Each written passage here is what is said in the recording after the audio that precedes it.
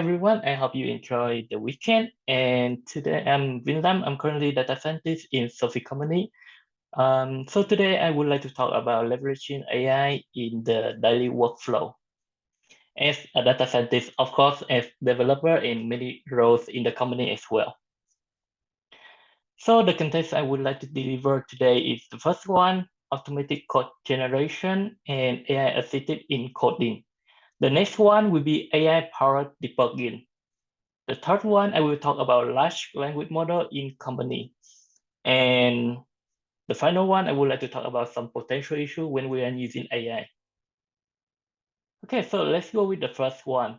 So automated code generation. So according to expert insight, so these are the top 5 ranking right now in the market until April this year. The first one come with Codacy, and next one with OpenAI, which we use ChatGPT is very popular. And GitHub, we have GitHub Copilot, Replit, and Tab9. So for Tab9, it's similar to GitHub Copilot, where it helps you to generate code, and you can also do interaction like chatting with them. Okay, so the first one, AI assisted in coding. So as you know that a traditional developer, data science, etc. So in the company, we spend so many hours to do the coding from the route base. So for example, if you got a task from managers say that you need to develop a new module.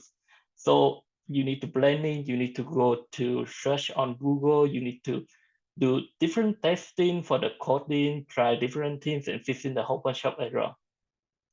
AI assisted coding. So when it's starting, I use GitHub Copilot, which I will introduce after this slide. I see that it's more convenient, it is more effective, also saving tons of time when you do during the development.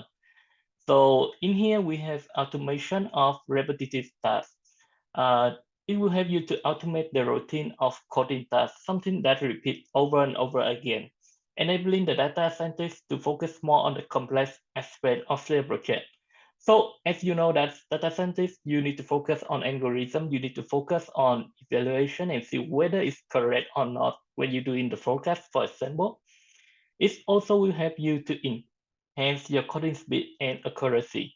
So coding speed, what is it about? So usually when we do the coding, we need to follow for the structure and the system and also the formatting as well. So for example, in Python, we use PEP8 at the standard one, and not everyone can remember that 100%, especially to the junior one. So with the AI coding, it will help you for all the indentation and help you the comments as well to keep everything clean. So it by providing intelligent suggestion, this tool will help reducing the time required to write the code and minimize the syntax error at the same time. Okay, so for example, this one is very common and I believe many people using this during the coding. You can interact with idea like Visual Studio Code, PyCharm, etc. So a tool developed by GitHub collaboration with OpenAI. It's new machine learning to provide code completion and suggestion in real time. So this is the theory and let's take a look about the things that they can do. So I'm giving out a few things that to prove the concept. So this one, the first thing, assisting in non-native English speaker. So I'm a non-native English speaker, and for example, if I want to learn English, but I want to do programming at the same time, what can I do? So in GitHub Copilot, as you see in the example in here, the first slide, you can give the command in your language. GitHub Copilot will take that and generating, understanding the context and generating the code for you. So this one is really helpful, especially for those who not speaking English or the way you express is not really clear. So you can use your language to express those things. Moving to the next one, we have this one is for the repetitive task. So for example, you want to create a dictionary and of the country code, for example, 2 character inside. Before we have this tool, we usually go to the internet, we searching for that, copy and paste, or you do typing. So let's say, for example, if you have only a few inside, that's not really making a difference thing. But how about if you want to read a dictionary that contains 50 or 100, it will cost you a lot of time for sure. So with this help, it will reduce your time by a lot. The next thing about machine patterns with regular expression. So this one is an example in JS. However, it's also being capable when you're coding in Python as well. In this example, they try to validate a phone number. So in this one, as a traditional one, we usually look into the task overflow. You need to take a look at different possible combination that can happen in when you do the planning. However, with the supporting from GitHub Copilot, they will give you suggestion that being collected from Stack Overflow already. So on this one, you already have the base and the foundation. What you need to do is consider whether this one is correct or not. What else the user can input inside and how your software is integrating in the front end as well. So this thing will eliminate for the route base that you need to do the whole blending and doing the whole research. So it will save you from the beginning. The next one, I would like to talk about navigating new code base with GitHub Copilot Labs. So for example, you have the JS code, like whenever you do a research, for example, if you cannot find in Python, and this one is totally new. Like last one, I have a project like connecting the email from Microsoft Exchange to the one that we are using in Python. However, when I'm looking for the code, every package in Python is broken. It's hard to do that. However, I find a code in C and C#. I want to interpret it into, and I don't know anything about C#. What can I do? So in this one, it will have you give you the ability, like on the right hand side, you see the original code, and on the left hand side, you can choose the language that you want to convert to. It's super convenient. You don't need to learn the whole new language just to rewrite the code base. And the next thing I would like to deliver is about the AI-powered debugging. So as you know that debugging is always something very painful. Manager can assign you a task to develop a new module inside. When you do the coding, you coding for that part. And when you integrate into the big software, then it's starting to block and having many issues when you iterating. So AI-powered debugging, this one will help you to check for the across your repository and for all the code. So somehow we have the mistake, like for example, we put the same name for constant and variable. So this one will help you to check the issue and also showing you the solution to that one. It will help you to improve the code quality by automatically identify bugs, suggesting fixes, help you to maintain in high standard of code quality. Time saving, if you reduce the time spent on manual debugging, allow for quicker development cycle. So for the traditional data scientist, like after you complete everything, you need another person to do the code review for you. How long does it take for the code review? How long does it take for the development testing? So usually around 8 to 16 hours for every 1 or 2 weeks for the person to take a look at that. So intelligent bug detection will help you right away giving a lot of good suggestions for your system. So let's take a look. And one of the top in the market right now is DeepCode. So DeepCode will help you to replicate code with knowledge of the global development community. This one we use machine learning to analyze the code base and identify potential issues. Same idea with GitHub Copilot. You can plug it in IDE and whenever you run it, so you can see that on the left-hand side, the small one at the bottom, it will show you all the suggestion inside. And when you click on it, it will take you to the code. And when you point in, it will sharing with you all the details inside. So what do you need to, what are the suggestions? How can you improve that? So this one, apparently if we iterate into the base, into the pipeline when you integrate into, before you merging the code into the GitHub. So basically you can identify and fix the issue immediately before getting into errors. It's not only working on JavaScript, but it's also working in Python and many other languages as well. Okay, so this one is the most interesting for me. recently. We talk about the local large language model. Many people, when they hear the term about large language model, we always think that it's something very large, something that requires a lot of resource, something very expensive, something that hard to maintain when we code a lot of requests. But let's take a look at this and why I'm not talking about large language model, but I'm talking about the local one. Okay, so why the local large language model? So as you know that, as you may know, so we have many different type of model running behind. For example, in OpenAI, we have to have a very, very big model, which is impossible for you to run on your computer. However, large language model that I'm telling today is called as quantized model, which will be able to help you to run on your local PC.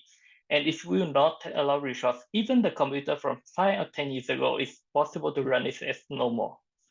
Why I choose large language model running on local? The first thing is always about the privacy. So whenever you're working for your company, you want to avoid a situation that you accidentally copy username, password, all information confidential, and put it into OpenAI or Poll or etc.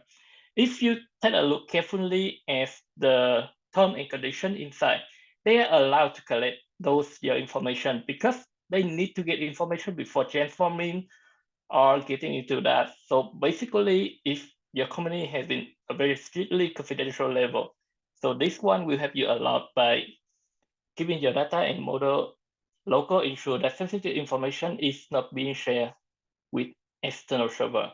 So it means that you can turn on your internet and you can work with them as well. The next one will be control. Greater control over the model and is of that allowing for customization to specific needs. Performance, no dependency on the internet connectivity. You can work on the airplane or when you're traveling around. That's still good. Okay, so one of the example I want to bring up for this session is about RM Studio. So you can download it from online. It's totally free and you can download as many models as you need. You can also train your local model with that as well. So the advantage of this one is you can do local model hosting. So this one, they will also have interactive side, so you can interact with that as ChatGPT. User-friendly interface, so it's very easy to use and very straightforward, not complicated. Iteration, you can easily interact with existing development because they will generate the code for you. You just need to plug in your code. Okay, so this one is the interface when you're using Earth Studio. On the top, you see the RAM usage, and this one using 7 billion parameter. So it's new around 4 GB of RAM and around 3 to 4 CPU core. However, if you have less parameter, like 3 billion parameter, it just only costs you 2 GB of RAM and 2 CPU core, which a computer 5 years ago can run very well on it. And you can see that they have interaction, the user can ask question and start generating. On the right hand side, we have the setting in here, so we can choose different type of responding. You can also limit the resource as well. It does not require GPU at all. So this is an example that I'm using RM Studio to create a chatbot for myself. So this one running on localhost and it's generate the code in Python. And of course, it can generate in different language as well. Okay, so let's talk about the potential issue. We talk about many good things. Now let's take a look at that. So potential issue now is still, the first thing is data privacy and security. So whenever you interact, whether it's GitHub Copilot, whether it's deep code, etc., it still need to collect your data to analyze and to create the response for you. So using local ARM can eliminate that one, but local large language model also have limitation. So for example, if your model is only 3 billion, you can generate the answer, but the answer may not really 100% correct to what you need. But if you move to more parameter, the model more fancy, more heavier, creating a lot of accuracy, it will take into the question whether do we have enough hardware to run it or not. So it's still a debate, like, and it's also based on what you need on the daily. For example, from my case, I have database with more than 200 table, and I have the documentation, I have the schema. I can train a model for less than 200 megabyte and run it on local.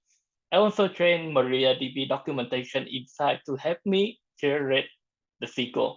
So for me, for myself, that's a very good case. But if your company like have 1 gigabyte of documentation, then what should we do?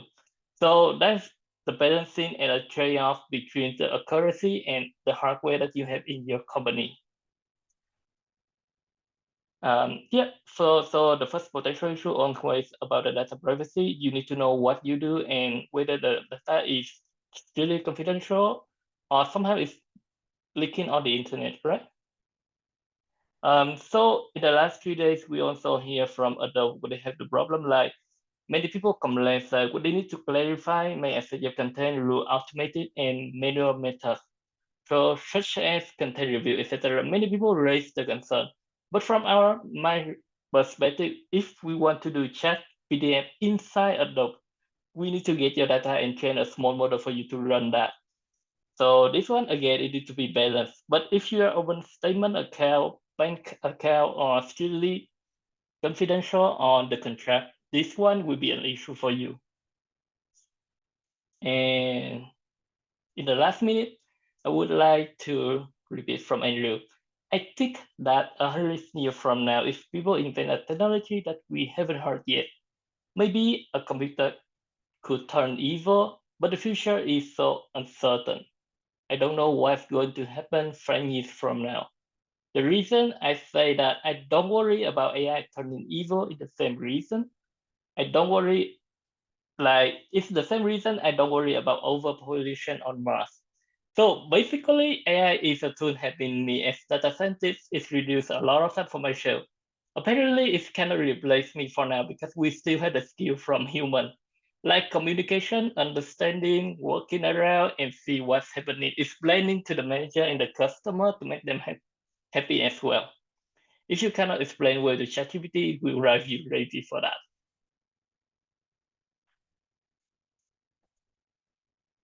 And yeah, so that's for my presentation for today.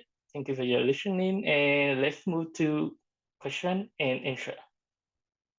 Yeah, thank you so much, Vin, for sharing these practical insights how AI is enhancing the productivity of data scientists. So let's now open the floor for questions. Do anyone have any questions?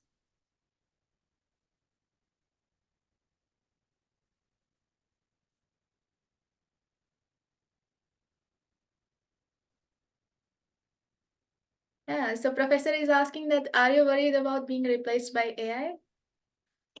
So I think we have this question a lot. Definitely, I don't worry about it because currently I'm creating AI, I'm creating the model. Why I worry that they will replace me one day. But I would say that if you are working in a very low level, like the entry level, the only thing you do, like for example, responding email, and you do nothing much, like you don't have a lot of skill, then you should be worried about that. Because now AI can help you to generate email, they can help you to reply email, they have a chatbot that understand the context from the clients as well. So the most challenging right now is about the hardware. Many companies they cannot afford for the hardware to run that one. But let's say who knows, like in 3 years or 5 years later, if NVIDIA can provide a much better GPU, then that is your problem if you don't enhance your skill, right? Yeah.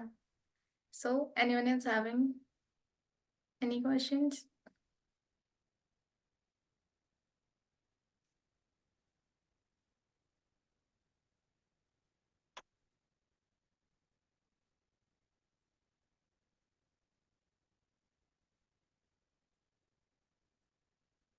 Okay. For AGIs, yes, it is a very interesting. So I saw a talk on YouTube about Andrew as well. And it's just like the story is like when people started to live in Mars, right? So we never know about that, and it's not even started like they talk about this 100 years ago. Like we no longer living on Earth, we moved to Mars, but who is living there right now? ATI also the same thing. So basically right now with the power of GPU, we are not capable to get there yet, just like quantum computer as well. Right now it's just a theory, and even AI, they don't have the neuron, they don't have emotion as human, they kind of feeling. So AGI is still very far away.